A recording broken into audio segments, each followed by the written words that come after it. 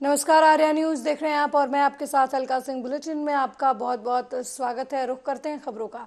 शाहजहांपुर नगर निगम के ठेका कर्मचारियों के 3 महीने का वेतन न मिलने से कर्मचारियों का परिवार भुखमरी के कगार पर पहुंच गया है, जिससे गुस्साए कर्मचारियों ने कहा कि अब जब तक उनके 3 महीने का वेतन नहीं मिलेगा तब तक वो कोई काम नहीं करेंगे और अगर कोई अधिकारी उन लोगों की समस्याओं का समाधान नहीं करता तो 22 और 23 अगस्त को सभी कर्मचारी भूख हड़ताल पर बैठ जाएंगे।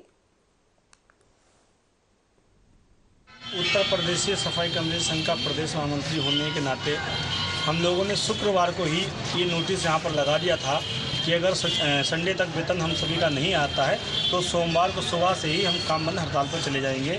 इस बात को कई बार हम लोगों ने लिखित में पत्र भी दिया, मौखिक की बात हुई, लेकिन अभी तक विभाग के द्वारा हमारे किसी भी कर्मचारी का ना तो पीएफ डाला गया और ना ही 2 महीने और 4 महीने का जो वेतन बकाया है वो भी अभी तक नहीं दिया गया, जिसको लेकर हमारे सारे कर्मचारियों ने अपना एक मन बना लिया है कि जब तक वेतन नहीं, जब तक कोई काम नहीं।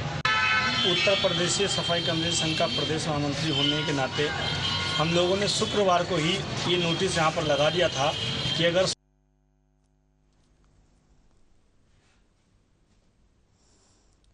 हरियाणा के मुख्यमंत्री और कांग्रेस नेता भूपेंद्र हुड्डा ने आगामी विधानसभा चुनाव के लिए फ्री बिजली और पेंशन की घोषणा की है। उन्होंने एक जनसभा को संबोधित करते हुए राज्य में सरकार बनने पर बुजुर्गों को 6,000 रुपये प्रति माह पेंशन और गैस सिलेंडर 500 रुपये दिए जाने और दलितों और पिछड़ों को 100 गज के प्लॉट दिए जाने की घोषणा की। साथ ही पिछड़े वर्ग के क्रीमी लेयर 6 लाख से ज़्यादा बढ़ाकर 10 लाख रुपये किए जाने की बात कही और गरीब परिवारों को 300 यूनिट मुफ्त बिजली देने की भी बात कही गई। आपको बता दें कि गरीब परिवारों को 300 यूनिट मुफ्त बिजली देने का ऐलान भूपेंद्र हुड्डा ने किया है ना।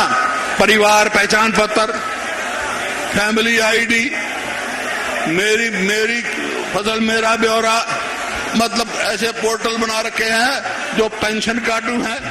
5 लाख बुजुर्गों की पेंशन कार्ड दी, 10 लाख गरीब आदमियों का राशन कार्ड दिया। ये सब खत्म कर देंगे हम भाई, ये बेकार चीज है।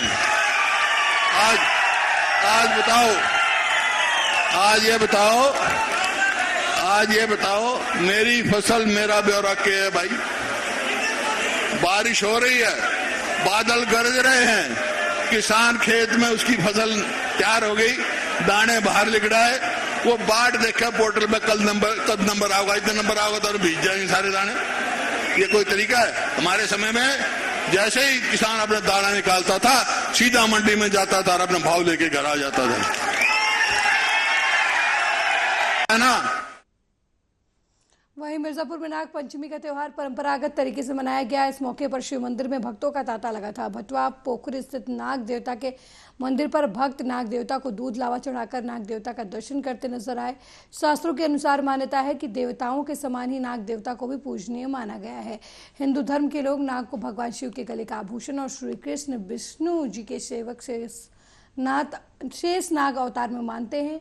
सावन महीने में शुक्ल पक्ष की पंचमी तिथि को नाग पंचमी के त्यौहार के रूप में नागों की पूजा करने की परंपरा सदियों से चली आ रही है।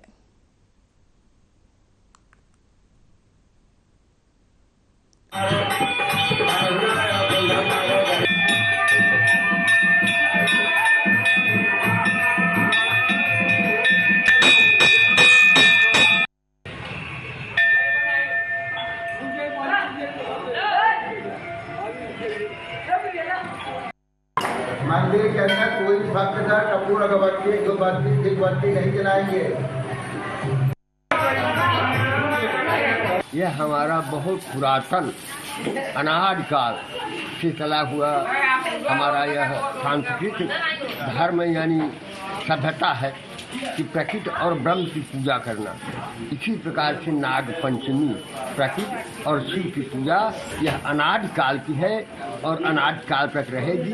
हमारा जो मंदिर है इसी नाग देवता के नाम से मशहूर है, प्रसिद्ध है और कब से है, करीब बहुत साल बीत गए, 300 वर्ष लगभग।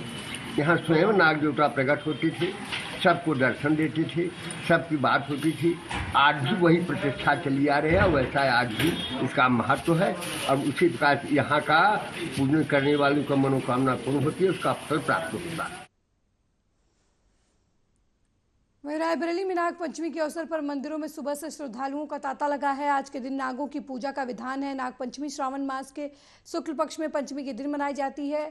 सनातन धर्म आज के दिन नाग की पूजा का भगवान कर भोले शंकर के मंदिर में भी जाकर जल चढ़ाते हैं। नाग पंचमी पर श्रावण मास का 7वां सोमवार भी है, इसलिए सुबह से शिव मंदिरों के बाहर जबरदस्त भक्तों का जमावड़ा लगा हुआ है। यहाँ लालगंज के बाबा बालेश्वर मंदिर में भी सुबह से ही श्रद्धालु जल चढ़ाने के लिए पहुंच रहे हैं। बाबा बालेश्वर मंदिर के मुख्य पुजारी झिलमिल जी महाराज के मुताबिक आज ही के दिन राजा परीक्षित के पुत्र राजा जन्मेजय ने विशाल नाग यज्ञ का आयोजन किया था।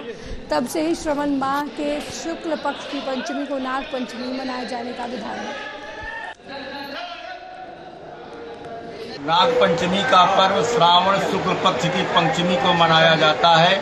आज ही के दिन राजा परीक्षित के पुत्र राजा जन्मेजय ने एक विशाल नाग यज्ञ का आयोजन किया था, जिसमें सारे सर्प आकर के उस यज्ञ में समाहित हो गए थे, यज्ञ कुंड में चले गए थे।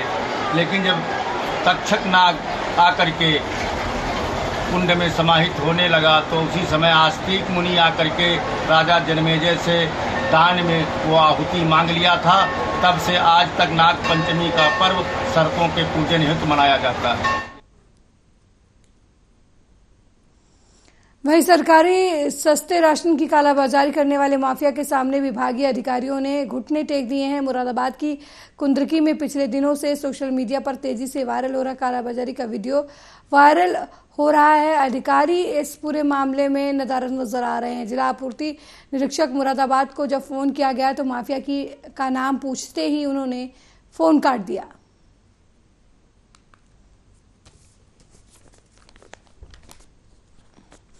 तो मुरादाबाद में सरकारी सस्ते राशन की कालाबाजारी का मामला सामने आया है, जहां कालाबाजारी को लेकर प्रशासन भी पूरी तरीके से लापरवाह नजर आ रहा है। आपको बता दें कि कालाबाजारी का वीडियो सोशल मीडिया पर वायरल हो रहा है, लेकिन जब इस पूरे मामले में प्रशासनिक अधिकारियों से बात की गई तो उन्होंने इस मुद्दे पर बात करने से मना कर दिया।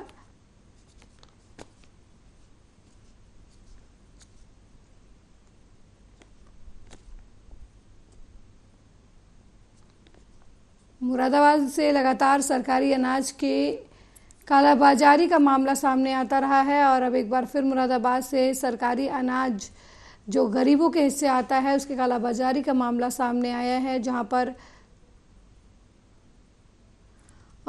और इस खबर पर ज़्यादा जानकारी के लिए मुरादाबाद से ब्यूरो चीफ दानवीर हमारे साथ फोन लाइन पर जुड़ गए हैं। दानवीर, मुरादाबाद से वीडियो वायरल हो रही है कालाबाजारी की, क्या कुछ मामला है, डिटेल में बताएं।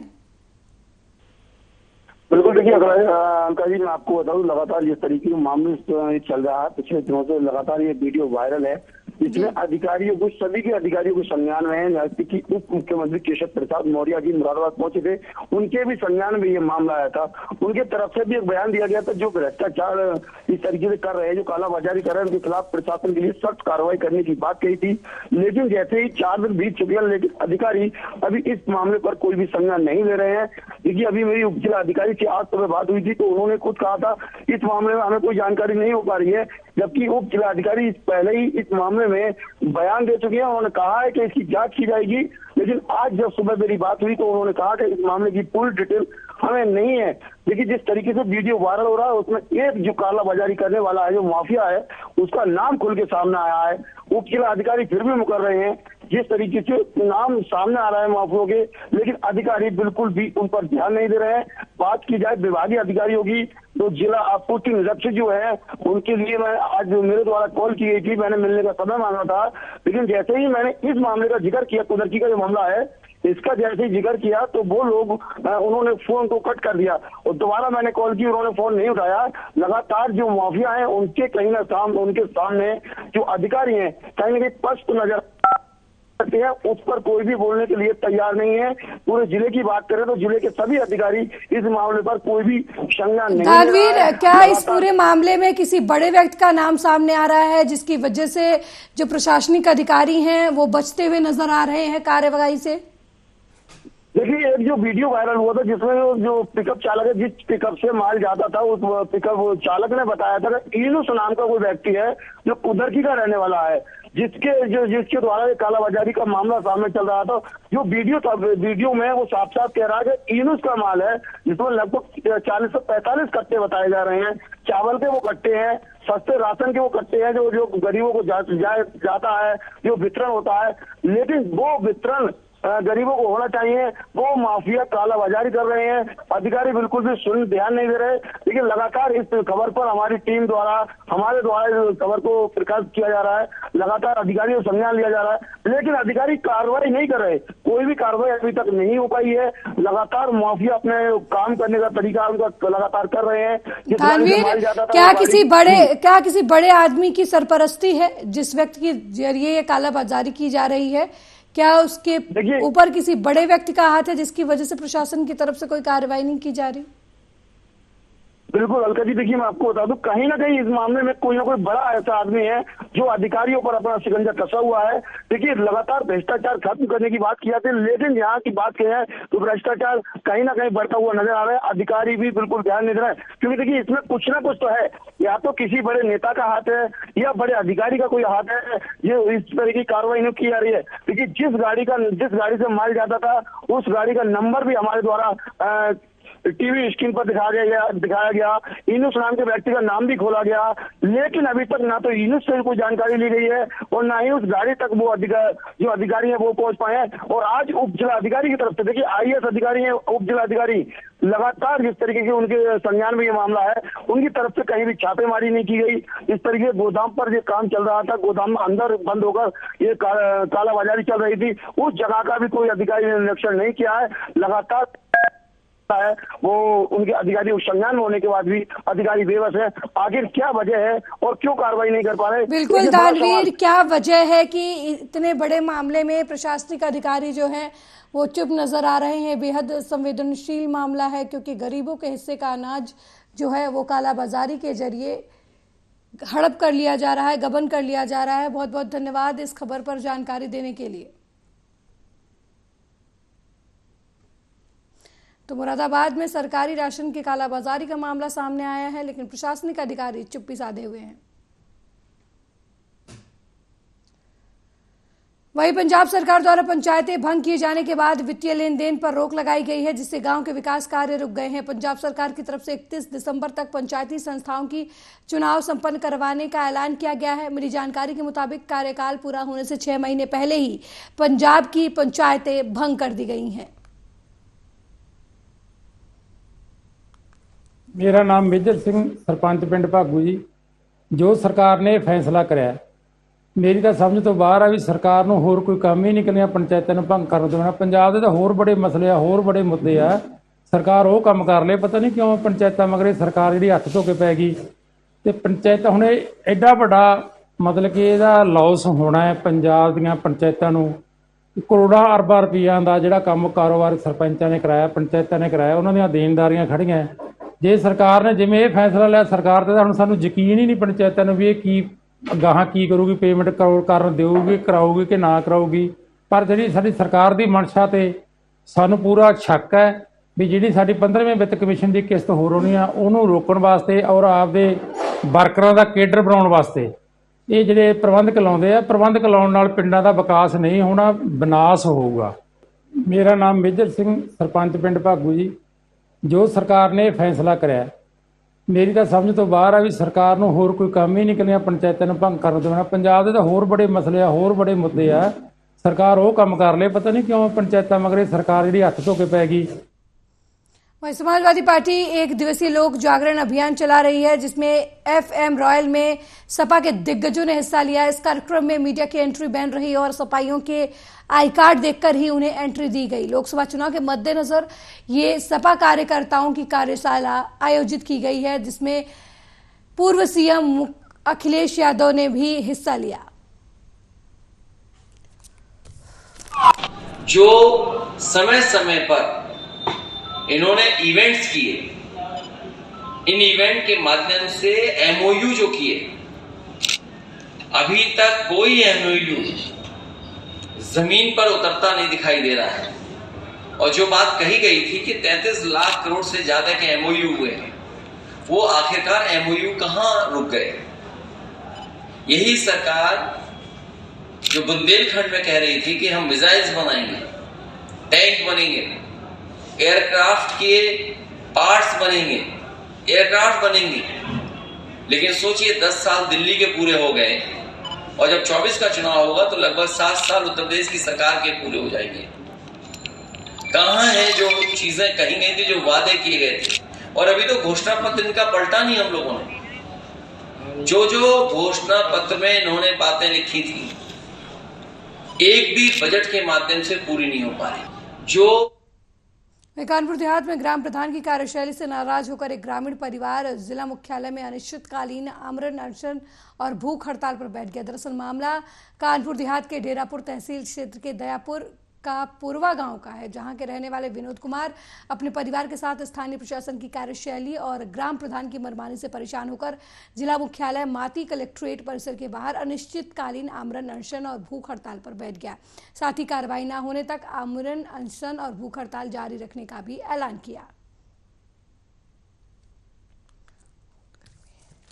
हमारा आवास के हम पात्र हैं और आवास सूची में मेरा नाम था।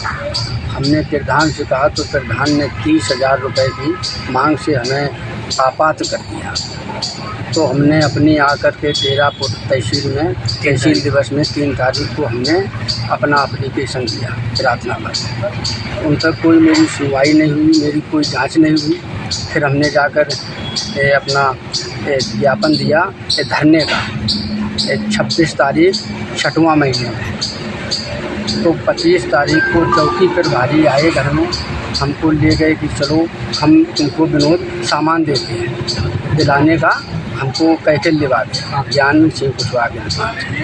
और वहाँ हमारा ना तो कोई सामान हमें मिला, इन्होंने स्टाम्प पेपर में दस्तखत करा लिए।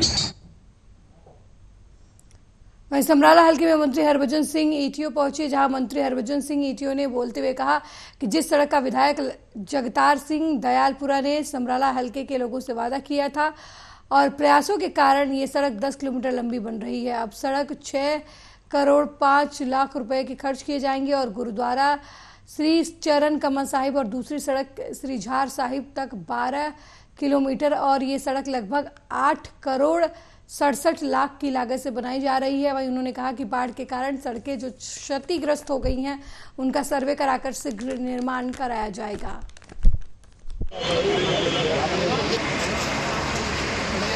पंजाब गुरुआं पीरां की धरती है ते गुरु साहब के आशीर्वाद नाल ही सारा कुछ जिहड़ा हुंदा है। ये जिहड़ी तुसीं अज रोड दा पुछ रहे हो, साडे समराला हल्के दे विच साडे मानयोग MLA साहब सरदार जगतार सिंह जी दयालपुरा ते साडे इंप्रूवमेंट ट्रस्ट के चेयरमैन सरदार बलजिंदर सिंह जी चौंदा साहब, इन्हां दे जदों तो सरकार बनी है इन्हां दे बड़े यतन सीगे कि रोड जिहड़ियां ने खास तौर ते ये पवात ब्रिज तो लेके ते माछीवाड़ा तक ते उधरों जिहड़ी झाड़ साहब वाली रोड आ बहुत खस्ता हालत दे विच सी और काफ़ी लोगों को मुश्किल आउंदी सीगी। तुहानूं पता इस रोड पे गुरुद्वारा श्री चरण कमल साहब भी स्थित है। बड़ी दूरों संगत जिहड़ी है इत्थे दर्शनां वास्ते आउंदी सीगी। कानपुर देहात में अकबरपुर नगर पंचायत क्षेत्र के रहने वाले करीब सैकड़ों नगरवासियों ने नगर पंचायत प्रशासन के खिलाफ मोर्चा खोल दिया है। नगर पंचायत प्रशासन पर गलत कार्रवाई किए जाने के आरोप लगाते हुए जिलाधिकारी से गुहार लगाई है। जिलाधिकारी को शिकायती पत्र देते हुए नगर पंचायत प्रशासन की तरफ से कब्रिस्तान की जगह पर गलत कार्रवाई करते हुए JCB के माध्यम से तोड़फोड़ करने का आरोप लगाया है। शिकायतकर्ता ने मामले की जाँच कराकर कार्रवाई किए जाने की मांग की है। मुझे बताए हमारे में बुलडोजर कपड़ों के ऊपर चल रहा था नगर पंचायत से। हम लोगों ने मना किया, मना करने के बाद में हम लोगों को मार धमकियाँ दे दी कि आप कौन होते हो तुम कहने वाले। हमने वहाँ से कह के मुकदमा कराने की हम लोगों को धमकी दी। यहाँ आई हैं DM साहिबा से मिली हैं, क्या कहा उन्होंने? DM साहिबा ने ये बोला है कि मैंने सरकारियों को सूचना दे दी है, आपका काम जैसे कह दिया है, अभी कोई काम आगे नहीं हुआ है। मुझे बताए हमारे वहीं गाजियाबाद के मोदी नगर तहसील में पटवारी की मिली भगत से रखे जाते हैं अवैध रूप से उगाही करने वाले लड़के। ये मामला मोदी नगर तहसील के सामने आया है, जहां पर पटवारी पर धन उगाही करने के लिए लड़का रखने का आरोप लगाया गया है, जो कि रिपोर्ट लगाने के नाम पर अवैध उगाही करता है। और वीडियो में देखा जा सकता है कि पटवारी के सामने ही ये उगाही का काम खुल्लम खुल्ला जारी है। सूत्रों की माने तो अवैध उगाही के पीछे अधिकारियों का भी हाथ माना जा रहा है, क्योंकि अधिकारी जांच के नाम की बात कहकर टाल टमोल करते हैं और कार्रवाई की बात कहते हैं, लेकिन आए दिन जनता इन लोगों से काफी परेशान दिखाई दे रही है।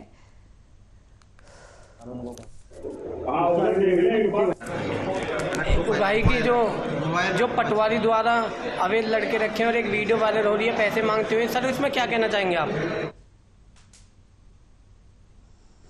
बीजेपी के राष्ट्रीय अध्यक्ष जेपी नड्डा दिल्ली के लिए रवाना हुए। उन्होंने राज्य में भारी बारिश और बाढ़ से हुई तबाही का जायजा लिया हिमाचल प्रदेश में। इस दौरान जेपी नड्डा ने कहा कि हिमाचल प्रदेश को सहायता प्रदान करने में कोई कमी नहीं रखी जाएगी। नियमों के तहत और मानवीय कारणों के तहत भी सहायता दी जाएगी। मैंने मुख्यमंत्री सुखविंदर सिंह सुक्खू की ओर से हिमाचल की जनता को यह आश्वासन दिलाया है। बीजेपी के राष्ट्रीय अध्यक्ष ने ये बातें कही हैं।